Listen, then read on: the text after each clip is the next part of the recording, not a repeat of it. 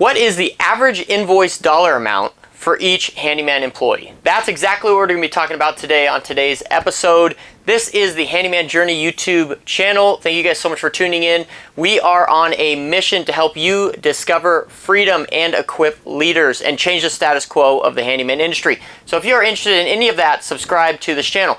That is exactly what we're talking about today, is what is the average dollar amount invoiced per handyman employee? This is a big question, and really, long story short, it depends on your expenses and your needs as a particular business, but we're gonna dive into that. This question comes from the Handyman Journey Mastermind group on Facebook. Quick plug, it is a free group on Facebook. If you have not joined that, you need to join it. We have over 10,000 members in there. That's just chocked full of information. I will put a link in the description below where you can find that Handyman Journey Mastermind group on Facebook. But at the end of the day, okay, charging for employees. What do you charge? What do you invoice per labor hour for employees? Now, there's a lot of factors that go into that, and really, it really comes down to how you price your handyman business. If you don't know your pricing, you're not ready yet to hire your first employee, but that is where we want to get you. So the first resource I would recommend is the Handyman Pricing Handbook. You can get this thing on Amazon. I will put a link in the description below where you can find this book. This is a great book that really breaks down all the nuts and bolts of how to figure out what your pricing needs to be as a handyman.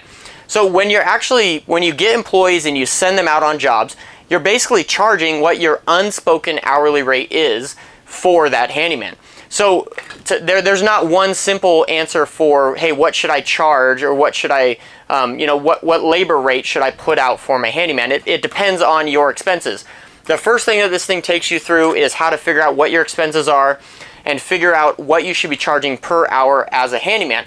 And that per hour rate should be the per hour rate for everybody that goes out in your business. If you have 2 guys out on a job, you should charge your hourly rate times 2. It's as simple as that. So first things first, you need to figure out what your expenses are. You need to take those expenses, you need to figure out how many billed hours, projection there are in a month. So obviously, if there's 160 hours in a month that someone could work, they're not going to bill 160 hours. You have to think about the efficiency rule. I usually follow the 80% efficiency. So on any given day, an 8-hour day, a handyman's going to get about 80% efficiency. So in an 8-hour day, they're going to get about 6.5 hours worth of work done, give or take. Because you have to stop, go to the bathroom, you have to eat lunch, you have to run to the store, you have to drive to the job, you have to stop and get gas, you have to go out and get a tool out of the truck. There's a lot of things that affect your efficiency.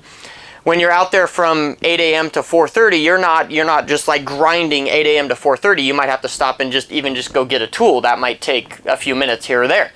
So there's an 80% efficiency rule that you need to factor into that. So on any given month, there's not 160 billed hours in a month. There's actually a little bit less. You have to calculate that and figure that out. And basically you do some division and you figure out how much you're going to need to charge to actually break even, to cover your expenses for those billed hours. So how much per hour you're going to need to charge in order to cover all of your expenses. And then in this book, we walk you through an equation where you add 20% onto that. And that gets you what I call your break-even number, where there's a lot of unknowns in this business. So that's like your unknown break-even number. So that's 20% higher than what your expenses are, but it's covering anything that is like unknown, that you didn't factor into the original estimate, or you didn't factor in, or you didn't account on when you were figuring out this rate. And then you take that number and you add another 20% onto that, and that is your profit. So after you have your unknown break-even number, you're adding 20% more on top of that, and that is the rate that you need to charge if you want to make 20% profit. So it's very, very important. These 3 numbers, you'll have your number that you have to charge in order to even just break even and cover your expenses, but you're probably still going to lose money because there's a lot of unknowns. Then you have another number that's your unknown break-even number. You have to charge at least that number. And then you have your 20% profit number. That would be the number that would be most ideal to charge, because that means that your business is primed and ready for growth and optimization. So those are the 3 numbers, and every single person you send out in your business, you need to be charging that rate for that person going out in your business.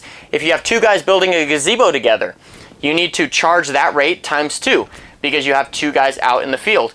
Unless obviously those expenses are built into your expenses and things like that. But get this book, follow through the calculations that are needed to find out what your hourly rate is before you hire an employee, so that you can figure out what you need to bill for that specific employee. And all of the expenses like workers' comp, liability insurance, everything like that is going to be built into your expenses and your overhead when you are building this equation in the Handyman Pricing Handbook. So hope that answered your question. Thank you guys so much for tuning in. Like and subscribe. We'll catch you guys on the next video.